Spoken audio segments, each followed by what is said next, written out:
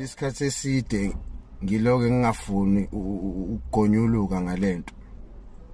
Sengibuka inqwaba yama podcast o Agenda Network ile enye engiyithandayo futhi nayo ka Scheme GP. Of which ama platforms a Grand O2 la akhona namanye ne, but lawo yiwa a major phezulu about ama offenders, ama ex offender angasekho ejele akhuluma izitori zawo zasejele. Into efike ngiphathe kabuhlungu la, majority lama ex offenders are romanticizer ijele, enzi ijele kwi public or kwi society libukeke ngazathi I holiday inn. Ya understand? Mina as umuntu osebenza ejele ngizokutshela straight, musukukhohliswa abantu abake baboshwa baphuma ngaphandle ejele. Bonke labantu balimele engqondweni, balimele enhlizweni, balimele ngayo yonke indlela ongayicabanga, even physically. Abanye bangena ejele bengaguli ndawo, namhlanje banama chronic disease njengoba beyama ex offenders. Abakuvezi lokho. Ayibona lento le. Bafowethu, yabona ngizowenza nje example ngento eyodwa engeke ngayibona ngamehlo enzeka phambi kwami.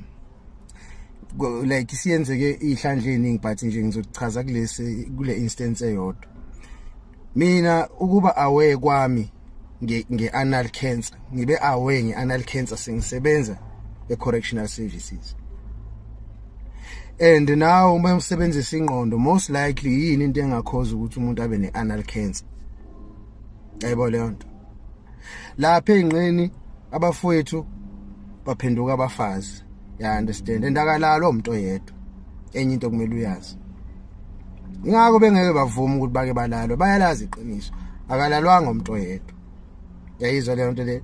Emva kwalapho wonke ama objects ongawacabanga ama contraband noma illegal ejele bawafihla khona lapha kwi-anal, kwi-anus.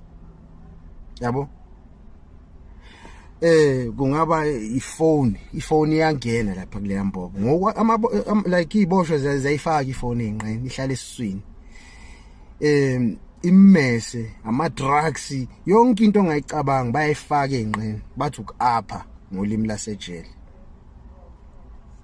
So wonke labantu laba basafike kulama platformeni abanixoxela ngejele, kungani bengakuvezi ukuthi guys, majority yenu ngaphakathi ejele, I would say 90 to 95% wama offenders bayagula and banama illnesses are serious.